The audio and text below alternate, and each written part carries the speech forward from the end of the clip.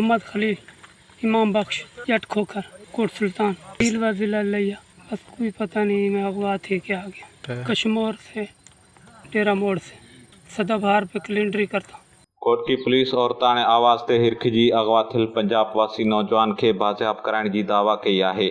इन हवाले से एसएसपी घोटकी उमर तुफेल जो चवण है तो नौजवान मोहम्मद खलील खोखर 20 ॾींहं अॻु पंजाब के इलाइक़े लिया मां औरतां ने आवाज़ ते हिरखिजी कच्चे पहुतो जितां धाड़ेलन खेस अगवा कयो, जंहिंखां पोइ गुज़िर रात पुलिस राउती जे कच्चे वारे इलाइक़े में कार्रवाई कंदे खेस बाज़ियाब कराए वरितो आहे। ॿिए पासे धाड़ेलन वटां बाज़ियाब थियल मुगवी जो चवण है तो संदसि तालुक पंजाब के ज़िले लिया सां आहे। हुन ॿुधायो त हू औरतां ने आवाज़ ते हिरखिजी कच्चे पहुतो जितां धाड़ेलन खेस अगवा कयो आहे। संदसि वधीक चवण हो तो धाड़ेलन संदसि बाज़ियाबी लाइ माइटनि लखें रुपया भुंग तलब कई ऐं खेसि सख्त मारकुट करे तशद्दुद जो निशानो पिण बणायो आहे। इंतहाई अहम ख़बर खां तव्हांखे आगाह कंदा हलो त घोटकी पुलिस कच्चे जे राउती वारे इलाइक़े में कार्रवाई कंदे औरतां ने आवाज़ ते हिरखिजी अगवा थियल पंजाब वासी नौजवान खलील अहमद खोखर के बाज़ियाब कराइण जी दावा कई आहे। पुलिस मूजिब धाड़ेलन वटां बाज़ियाब करायल मुगवी जो तालुक पंजाब जे इलाइक़े लिया सां आहे, जेको औरतां ने आवाज़ ते हिरखिजी कच्चे पहुतो जितां धाड़ेलन खेस अगवा कयो। पुलिस जो वधीक चवण आहे त गुज़िर रात कच्चे जे राउती वारे इलाइक़े में कार्रवाई दौरान मुगवी खे धाड़ेलन वटां बाज़ियाब करायो वियो आहे।